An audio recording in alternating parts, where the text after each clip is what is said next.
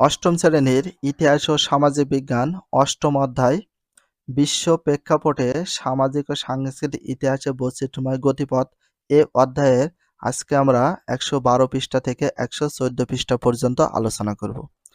যেহেতু তোমাদের এমসিকিউ এক কথা উত্তর সংক্ষিপ্ত প্রশ্ন রচনামূলক প্রশ্ন এই ধরনের সিলেবাস অনুযায়ী কোশ্চেন তোমাদের দেয়া হবে। ফর দিস রিজন অবশ্যই রিডিংগুলো প্রত্যেকটা লাইন রিলাইজ করে পড়ার চেষ্টা করতে হবে, বিশ্লেষণ করে পড়তে হবে, যাতে নেক্সট টাইমে আর বেশি করে পড়া না লাগে। অবশ্যই যত বেশি পড়বে তত নলেজ ইনক্রিজিং হবে। পিরামিড তৈরির বিভিন্ন ধাপ। তো পিরামিড তৈরির বিভিন্ন ধাপটা দেখো। প্রথমে পিরামিড তৈরি করার জন্য যে পিকচারটা দেখতে পাচ্ছ এরকম করে, তারপরে পাথরগুলো এইভাবে পিরামিড তৈরি করার জন্য শুরু করেছিল। তো পিরামিডের পাথর সবাই টেনে টেনে উপরে নিয়ে যাচ্ছিল কিভাবে, সেটা স্টেপ বাই স্টেপ দেখিয়ে দিয়েছে। তারপরে এই স্টেপটা হয়েছে। প্রথমে মনে করো এইখানে, তারপরে এইখানে, এইভাবে স্টেপ বাই স্টেপ পিরামিডটা তৈরি করা হচ্ছে। তারপরে এই যে এইভাবে পিরামিডের তৈরি করা হয়েছে, তারপর ফাইনালি এরকম পজিশন থাকার পরে এরকম হয়েছে। তো ফাইনাল পজিশনে এরকম ভাবে চলে এসেছে। তো পিরামিডের বিষয় সম্পর্কে আমরা একটু পড়ি। পিরামিড নির্মাণের বিভিন্ন ধাপ। পাথর মেপে কেটে দরকারি আকার দিয়ে পিরামিড তৈরির উপযোগী করা হতো। একটা পাথরের উপর আরেকটা পাথরের টুকরো বসানো হতো। দড়ি দিয়ে টেনে বেঁধে উপরের দিকে পাথরের টুকরাগুলোকে উঠানো হতো। একটার উপরে আরেকটা স্থাপন করা হতো। পিরামিড তৈরির এই প্রক্রিয়ায় প্রচুর শ্রমিক দরকার হতো। গবেষকগণ মনে করেন বড় আকারের একটা পিরামিড তৈরি করতে ২৫,০০০ থেকে ৩০,০০০ জন শ্রমিক প্রয়োজন হতো। তার মানে একটা পিরামিড তৈরি করতে, বড় আকারে একটা পিরামিড তৈরি করতে তাহলে কত জন লোকের শ্রমিকের প্রয়োজন হতো? ২৫,০০০ থেকে ৩০,০০০ জন শ্রমিকের প্রয়োজন হতো। এই শ্রমিকগণের থাকার ও খাওয়ার ব্যবস্থা করা হতো নির্মাণ স্থাপনের কাছে। উপরের ছবি এই প্রক্রিয়ায় বিভিন্ন ধাপ কল্পনা করে আঁকা হয়েছে। পিরামিডের ভিতরে দেখতে কেমন ছিল, পিরামিডের ভিতরে দেখতে কেমন সেটা এখানে দিয়ে দিয়েছে, এমন ছিল।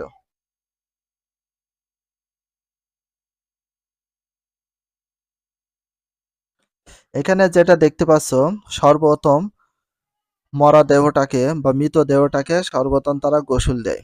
গোসল দেওয়ার পরে তারপরে যে বিশেষ প্রক্রিয়ায় মোমের ভিতরে তাদেরকে কি করা হয়, যে মেডিসিন বা কেমিক্যালের ভিতরে ডুবানো হয়। তারপরে কি করা হয়, সেটা সুন্দরভাবে এইভাবে মমি করার জন্য ব্যান্ডেজ কোয়ালিটি করে, তো করে এইভাবে রেখে দেয়, এইভাবে মমি তৈরি করে। তো মমি করার পদ্ধতি বা সিস্টেমটা দিয়ে দিয়েছে। মৃতদেহকে বিভিন্ন প্রক্রিয়ায় রূপান্তর, পরিবর্তন ও রাসায়নিক ব্যবহার করে কাপড় পরতে পরতে আবৃত করে কয়েকটি ধাপে অনেক সময় ধরে মমি পরিণত করা হতো। উপরের ছবিতে তেমনই কয়েকটা ধাপ গবেষণার মাধ্যমে পুনর্গঠন করা হয়েছে। সাহিত্য, বিজ্ঞান, দর্শন, শিল্পকলায় মিশরের সভ্যতা প্রভৃতি উন্নতি সাধন করেছিল। কোন কোন বিষয় মিশরের সভ্যতায় উন্নতি সাধন করেছিল? সাহিত্য, বিজ্ঞান, দর্শন আর শিল্পকলায়। কৃষির ওপর ভিত্তি করে মিশরের সভ্যতা বিকাশ ঘটেছিল। তাহলে কিসের ওপর ভিত্তি করে মিশরের সভ্যতা বিকাশ ঘটেছিল? কৃষির ওপর ভিত্তি করে। এটা ভেরি ভেরি ইম্পর্টেন্স। কিসের ওপর ভিত্তি করে মিশরের সভ্যতা বিকাশ ঘটেছিল? কৃষির ওপর। নীল নদের বন্যা, খরা প্রভৃতি বিষয়ের সঙ্গে আকাশের নক্ষত্ররাজির সম্পর্ক লক্ষ্য করে তারা জ্যোতির্বিদ্যার চর্চায় মনোনিবেশ করেছিল। কৃষি ও ধর্মীয় প্রয়োজন থেকে তারা চন্দ্রপঞ্জিকা উদ্ভাবন করেছিল। তাহলে কৃষি ও ধর্মীয় প্রয়োজন থেকে তারা কি করেছিল? চন্দ্রপঞ্জিকা উদ্ভাবন করেছিল। চন্দ্রপঞ্জিকার উদ্ভাবন করেছিল কিসের উপর ভিত্তি করে? কৃষি ও ধর্মীয় প্রয়োজনের উপর ভিত্তি করে। আকাশে চন্দ্রের অবস্থান নিরীক্ষণ করতে বা করে রচিত হয়েছিল চন্দ্রপঞ্জিকা। তাহলে আকাশে চন্দ্রের অবস্থান নিরীক্ষণ করে রচিত হয়েছিল কি? চন্দ্রপঞ্জিকা। এই পঞ্জিকা অনুসারে বৎসরে তাদের দিনের সংখ্যা ছিল ৩৫৪টি। তাহলে এই পঞ্জিকা অনুসারে তাদের বৎসরের দিনের সংখ্যা ছিল ৩৫৪টি। আনুমানিক 4200 সাধারণ পূর্বাব্দের দিকে মিশরীয়রা সূর্যকে পর্যবেক্ষণ করে 365 দিন বৎসর হিসাবে করে সৌরপঞ্জিকা তৈরি করে।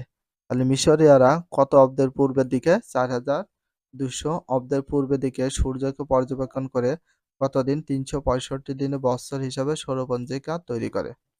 তাহলে এই জন্য বর্তমানে আমরা জানি 1 বছর সমান 12 মাস, আর 1 বছর সমান কত দিন হয়? 365 দিন হয়।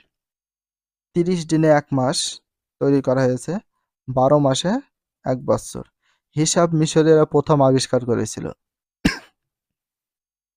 তাহলে মিশরে প্রথম আবিষ্কার হয়েছে 30 দিনে 1 মাস আর 12 মাসে 1 বছর। 30 দিনে 1 মাস আর 12 মাসে 1 বছর। এটা সর্বপ্রথম কারা আবিষ্কার করেছিল? মিশরীয়রা আবিষ্কার করেছিল। এটা ভেরি ইম্পর্টেন্ট। শুধু তাই নয়, নীল নদের বন্যার সঙ্গে বৎসরের হিসাবে মিলাতে গিয়ে তারাই প্রথম লিপ ইয়ার আবিষ্কার করে প্রতি 4 বছর পর 366 দিন বৎসর গণনায় রীতি চালু করে। শুধু তাই নয়, নীল নদের বন্যার সঙ্গে, কিসের সঙ্গে? নীল নদের বন্যার সঙ্গে মিলাতে গিয়ে তারা প্রথম লিপ ইয়ার আবিষ্কার করে। আর লিপ ইয়ার হয় কত বছর পর পর? 4 বছর পর পর। তাহলে 4 বছর পর পর কি হয়? লিপ ইয়ার আবিষ্কার করা হয়। তো লিপ ইয়ার কত দিনে হয়? 366 দিনে লিপ ইয়ার হয়। কত বছর পর পর? 4 বছর পর পর। 4 বছর পর পর 366 দিনে যে দিনটি আসে সেটাকে বলে লিপ ইয়ার। দিনের বিভিন্ন সময় নিরূপণের জন্য তারা এক ধরনের ঘূর্ণিঝড় আবিষ্কার করেছিল। তো দিনের বিভিন্ন সময় নিরূপণের জন্য এক ধরনের সূর্য ঘড়ি আবিষ্কার করেছিল। গণিতের ক্ষেত্রে তাদের অবদান ছিল অনেক। যোগ বিয়োগ গুণ পদ্ধতি উদ্ভাবন করেছিল তারা। তাহলে যোগ বিয়োগ গুণ, যোগ বিয়োগ গুণ আবিষ্কার করেছিল কারা? মিশরীয়রা।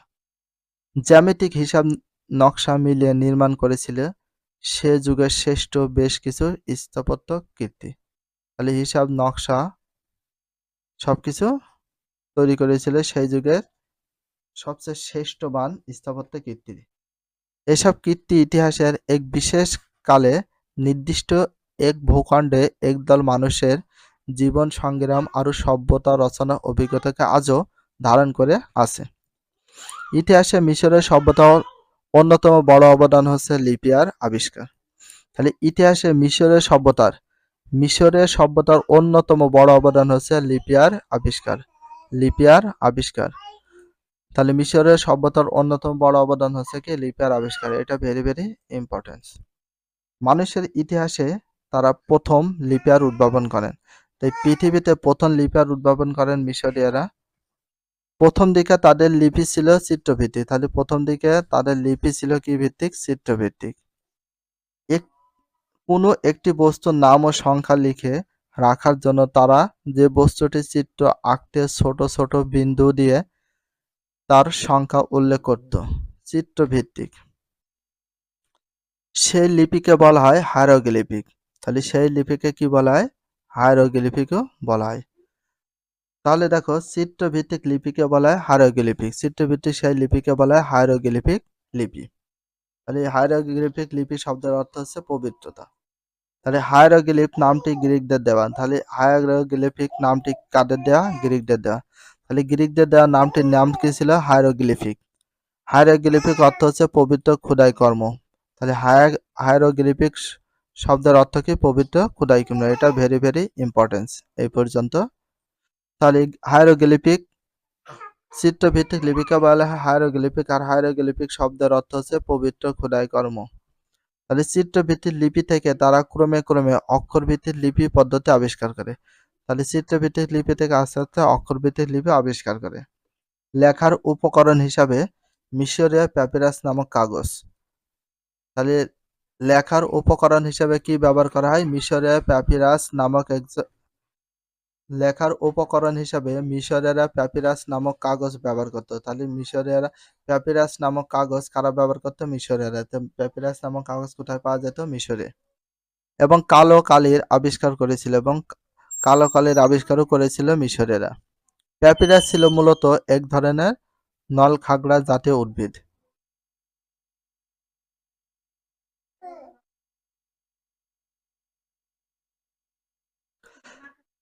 তাহলে প্যাপিরাস মূলত এক ধরনের নলখাগড়া জাতীয় উদ্ভিদের তৈরি হয়। তাহলে এক ধরনের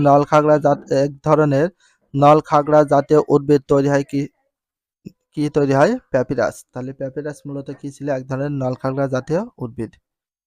প্যাপিরাসের কাণ্ডকে খুব পাতলা করে কেটে রঙে ডুবিয়ে রোদে শুকিয়ে লেখার উপযোগী করা হতো।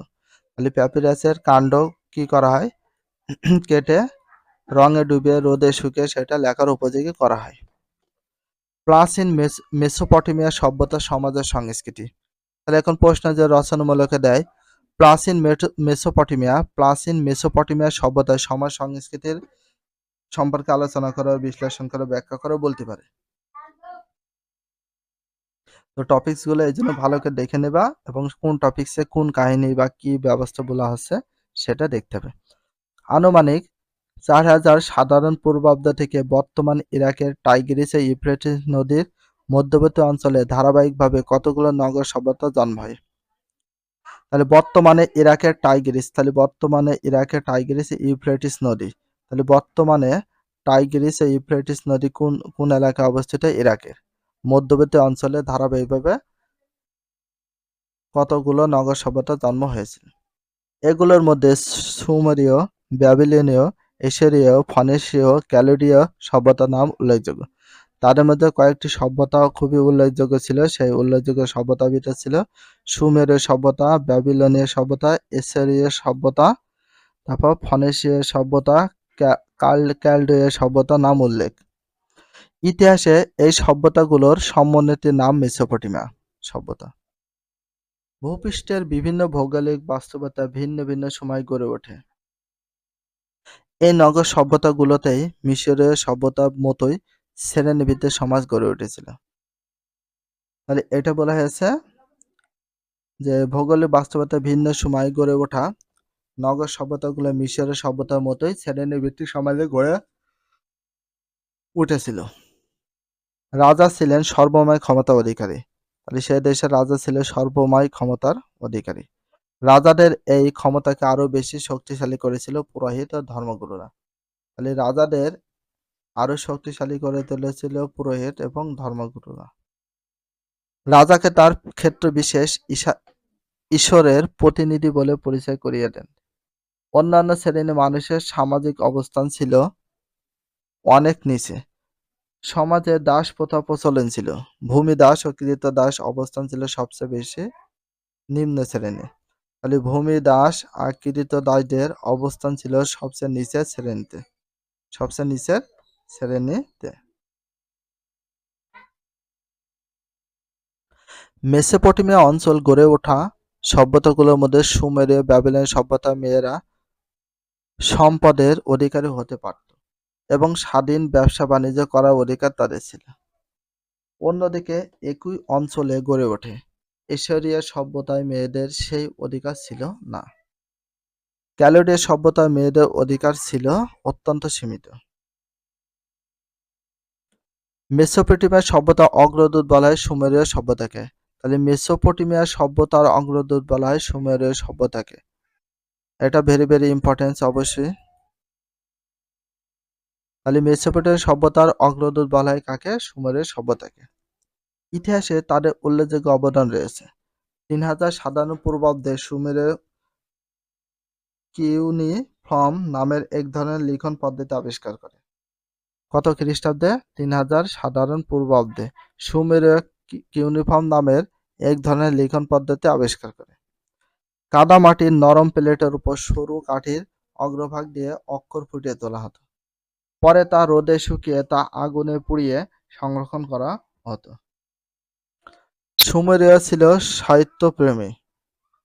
আনুমানিক 2000 সাধারণ পূর্বাব্দে তারা গিলগামেশ নামে একটি মহাকাব্য রচনা করেছিল। তাহলে আনুমানিক কত? 2000 আনুমানিক 2000 পূর্বে তারা গিলগামেশ নামে একটা মহাকাব্য রচনা করেন। তাহলে মহাকাব্য রচনা করেন কে? গিলগামেশ কাব্য মহাপ্লাবন এবং সৃষ্টির তত্ত্ব সংক্রান্ত এমন অনেক কিছু বলা হয়েছে যা পরবর্তীকালে বিভিন্ন ধর্মগ্রন্থ অন্তর্ভুক্ত হতে দেখা যায়। তো ভিডিওটা এখানে শেষ করছি। ভিডিওটা কেমন লাগলে কমেন্ট করো, ভালো লাগলে লাইক করো, চ্যানেলে সাবস্ক্রাইব করো এবং পেজ হলে ফলো করো। If you love this video, please subscribe my channel, like, comment, share, hit the bell icon for getting next video. So everyone take care, love you, Allah Hafiz, bye bye.